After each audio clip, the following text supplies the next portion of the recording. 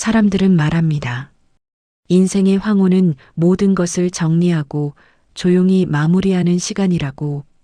자식들 결혼시키고 손주들 재롱 보며 그렇게 낡은 앨범을 넘기듯 추억 속에 사는 것이 50대 이후의 삶이라고요. 저 역시 그렇게 믿었습니다.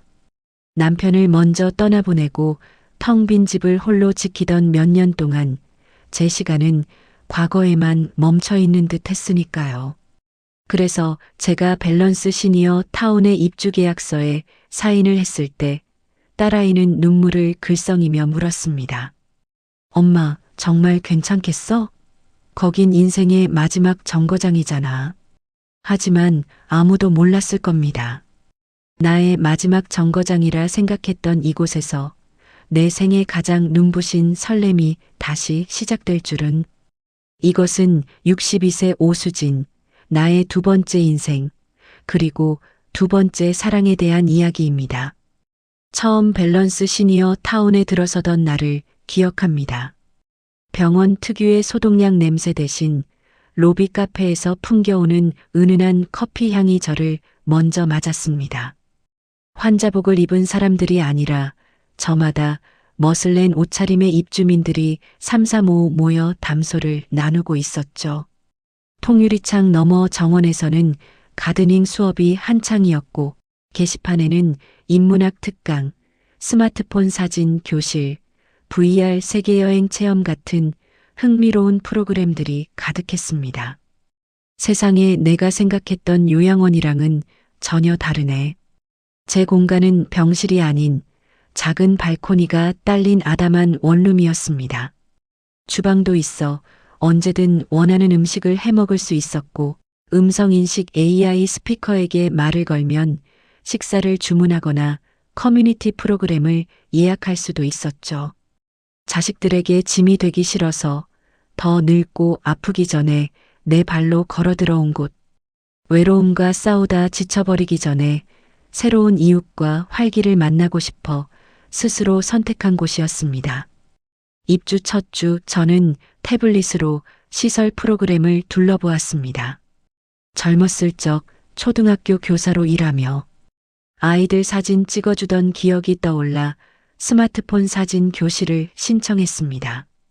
낡은 필름 카메라가 아닌 손안의 작은 기계로 세상을 담는 법을 배운다는 게 어쩐지 멋지게 느껴졌거든요. 그 작은 선택이 제 멈춰있던 시간을 다시 흐르게 할 운명적인 계기가 될 줄은 그때는 미처 알지 못했습니다. 자, 다들 아웃포커싱 기능 한번 켜볼까요? 인물을 돋보이게 하는 아주 유용한 기능입니다. 화면을 길게 터치하시면 강의는 생각보다 어려웠습니다. 화면 가득한 낯선 용어들과 복잡한 기능들 앞에서 저는 금세길 잃은 아이가 된 기분이었습니다. 한참을 낑낑대고 있는데 옆자리에서 나지막한 목소리가 들려왔습니다. 혹시 도움이 필요하십니까? 그 기능은 이쪽 아이콘을 누르셔야 합니다. 돌아본 곳에는 하얀 머리가 멋스럽게 잘 어울리는 한 남자가 앉아 있었습니다. 은퇴한 역사학 교수라는 최진우 씨. 딱딱할 것만 같은 첫인상과 달리 그는 복잡한 스마트폰 기능을 마치 어린아이에게 설명하듯 쉽고 다정한 목소리로 알려주었습니다.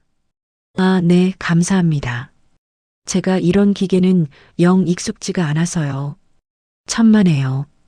저도 처음엔 한참 헤맸습니다. 자, 여기 이 필터를 사용하면 조금 더 따뜻한 느낌의 사진을 찍을 수 있습니다. 제 아내가 참 좋아하던 색감이죠. 한번 해보시겠어요? 그는 무심코 아내 이야기를 꺼냈다가 아차 싶은 표정으로 입을 다물었습니다. 저 역시 남편 이야기가 나오면 늘 그랬으니까요. 우리는 말없이 서로를 바라보며 각자의 가슴에 묻어둔 사람을 떠올렸습니다. 어색한 침묵 속에서 오히려 보이지 않는 동질감이 피어나는 듯 했습니다. 그날 수업이 끝나고 그는 창밖에 목련나무를 찍고 있는 제게 다가와 말을 건넸습니다. 아주 좋은 구도입니다.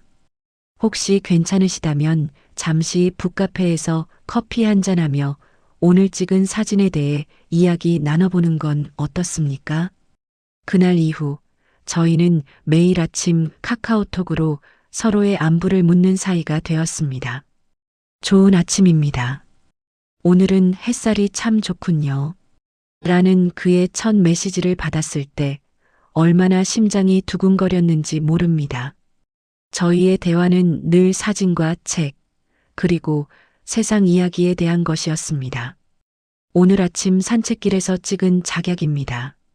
오 선생님의 웃는 모습과 닮은 것 같아 보내드립니다. 어머, 교수님도 참 예쁘게 봐주셔서 감사해요. 저는 어제 빌린 책을 다 읽었어요. 우리가 빛의 속도로 갈 수 없다면 교수님 덕분에 좋은 책을 알게 됐네요. 다행입니다. 책 이야기는 만나서 더 나누지요. 오후에 북카페에서 뵙겠습니다. 우리는 함께 시설 밖 맛집을 찾아다니고 새로 개봉한 영화를 보러 가기도 했습니다. 사람들이 우리를 보고 연인이라고 수군거릴 때면 얼굴이 화끈거리기도 했지만 그 시선이 싫지만은 않았습니다. 그는 단순히 함께 밥 먹어주는 사람이 아니었습니다. 잊고 있던 저의 지적 호기심을 자극하고 새로운 것을 경험하게 하는 파트너였습니다. 하루는 그가 젊은이들처럼 스마트폰으로 제 사진을 찍어주며 말했습니다. 오 선생님은 웃을 때 눈이 초승달처럼 됩니다. 참 아름다워요. 쿵 하고 심장이 내려앉는 소리를 들었습니다.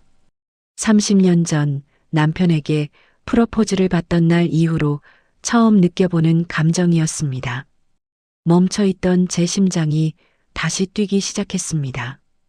행복이 커지는 만큼 두려움도 함께 자라났습니다. 밤이 되면 어김없이 죄책감이 밀려왔습니다. 먼저 간 남편에 대한 미안함, 그리고 이 나이에 다시 설레도 될까? 하는 스스로에 대한 의구심. 엄마, 목소리가 왜 그래? 무슨 일 있어? 아니야, 그냥 좀 피곤해서. 요즘 그 최 교수님이라는 분이랑 자주 만난다며? 같은 동네 사는 김 여사님. 아들이 거기 직원이라 다 얘기 들었어. 엄마 좋은 친구 생겨서 좋긴 한데 너무 깊게 마음 주지는 마. 그러다 상처받으면 어떡해. 엄마 지병도 있고 서로 아프기 시작하면 집만 될 수도 있잖아. 딸의 현실적인 걱정은 비수처럼 가슴에 꽂혔습니다.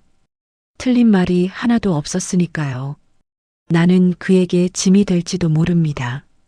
이 설렘은 어쩌면 이기적인 욕심일지도 모릅니다.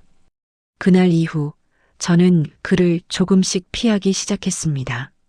며칠 후 저녁 산책을 나섰다가 정원 벤치에 홀로 앉아 있는 그를 발견했습니다. 그는 제 발소리를 듣고 천천히 고개를 들었습니다. 요즘 통 뱉기 힘드네요. 제가 혹시 뭐 불편하게 해드린 거라도 있습니까? 아니요. 그게 아니라 그냥 자신이 없어서요.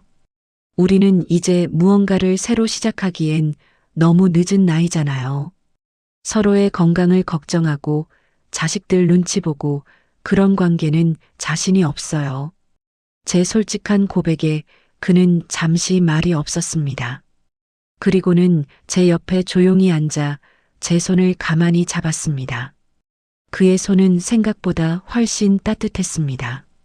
수진 씨, 남은 시간의 길이가 중요한 게 아니라 함께 웃는 순간의 깊이가 중요한 겁니다.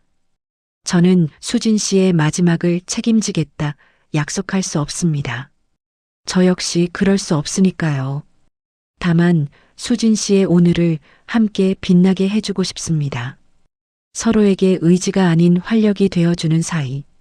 그거면 충분하지 않겠습니까? 그의 말을 듣는 순간 마음을 짓누르던 모든 두려움과 죄책감이 눈 녹듯 사라지는 것을 느꼈습니다. 그렇습니다. 우리는 서로의 미래를 책임지는 관계가 아니라 서로의 현재를 행복하게 만들어주는 사이였습니다. 우리는 재혼이나 법적인 관계를 약속하지 않았습니다.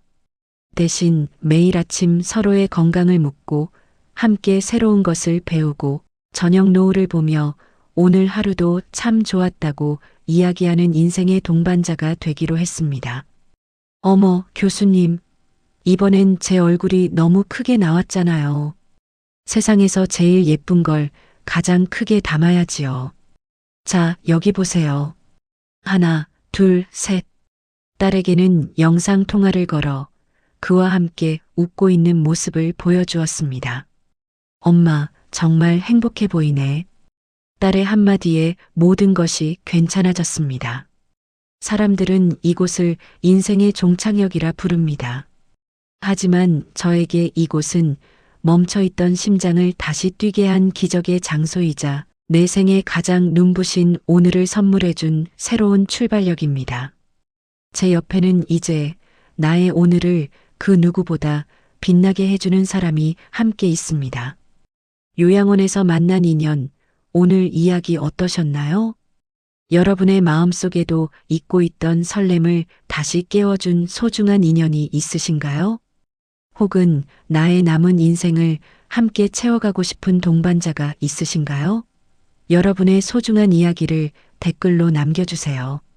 한 분 한 분의 이야기에 귀 기울이겠습니다. 오늘 이야기가 마음에 드셨다면 구독과 좋아요, 알림 설정 부탁드립니다. 여러분의 따뜻한 응원이 저희에게는 큰 힘이 됩니다. 다음 주에도 더욱 공감 가는 이야기로 찾아뵙겠습니다. 지금까지 사람 사는 이야기였습니다. 감사합니다.